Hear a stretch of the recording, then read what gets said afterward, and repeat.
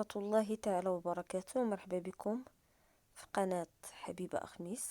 إذا كما وعدتكم غادي نديرو تصحيح ديال مجموعة ديال السلاسل اللي عطيتها لكم من قبل.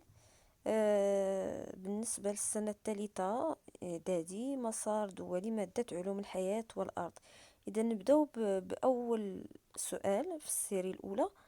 السؤال يقول donnez les noms correspondant au numéro du document ci-contre en utilisant les expressions soulignées dans le texte suivant la plaque motrice et la zone de contact entre une terminaison nerveuse du motoneurone et la fibre musculaire.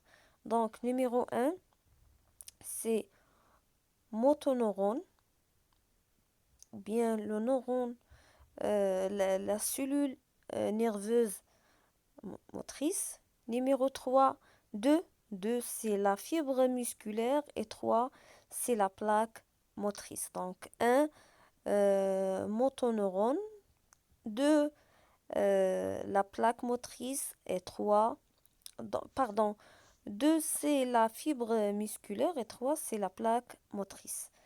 La deuxième question, c'était 2 dangers menaçant la santé du système nerveux. De danger, manque de sommeil par exemple, le tabac, et on a plusieurs autres dangers. La troisième question, écrivez vrai ou faux devant chacune des propositions suivantes.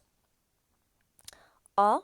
Chaque organe de sens est relié au cerveau par un nerf moteur. Faux, parce que les organes de sens sont reliés au cerveau par un nerf. Les organes de sens chaque organe de sens est relié au cerveau par un nerf sensitif. B. La destruction du cerveau supprime les réflexes médulaires. Faux.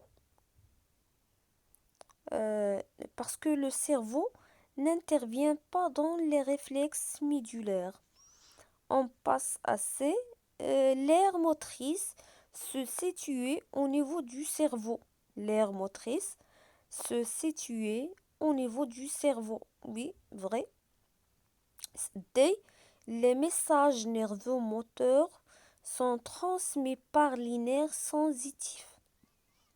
Faux, parce que les messages nerveux sensitifs sont transmis par les nerfs sensitifs. Ou bien, les messages nerveux moteurs sont transmis par des nerfs moteurs. E. L'arc réflexe est le trajet de l'influx nerveux parcouru au cours de la motricité volontaire. Non, c'est faux. Donc, l'arc réflexe est le trajet de l'influx nerveux parcouru au cours de la motricité involontaire ou bien au cours du réflexe médulaire. Et pour la dernière proposition, F, la consommation de la drogue menace la santé du nerveux. Oui, c'est vrai. Donc, on passe à la question 4. Le document ci-dessous présente un schéma d'une coupe transversale au niveau de la moelle épinière. Question, légendez le schéma du document 1 en cochant la bonne réponse. La légende de ce schéma est. Donc, on a 3 propositions et on va cocher la bonne réponse. Donc, la première, premièrement, on va donner la légende et après, on va cocher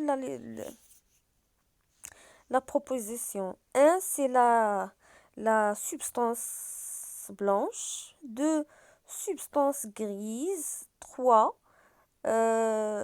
c'est le nerf rachidien. 4, c'est la racine postérieure. 5, c'est la racine antérieure. Et 6, c'est la ganglion spinale. Donc on a 3 propositions. On va voir A. A, il dit que 1, substance grise. Non. 2, blanche. 3, le nerf rachidien. 4, racine postérieure.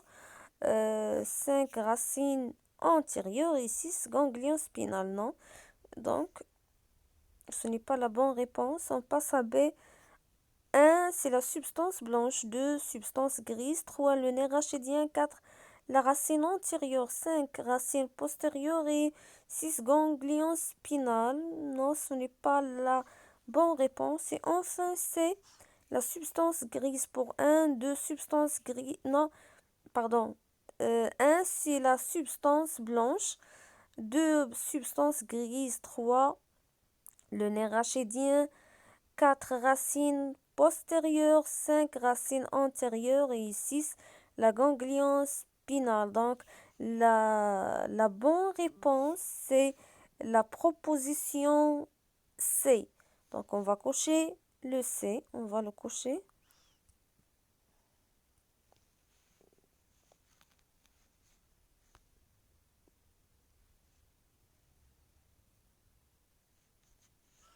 Et on passe à la question 2.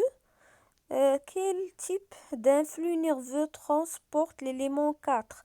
L'élément 4, c'est la racine postérieure. Il contient quoi? Il contient des fibres nerveuses sensitives. Donc, l'influx qui va passer dans ces fibres nerveuses sensitives, c'est l'influx, pardon,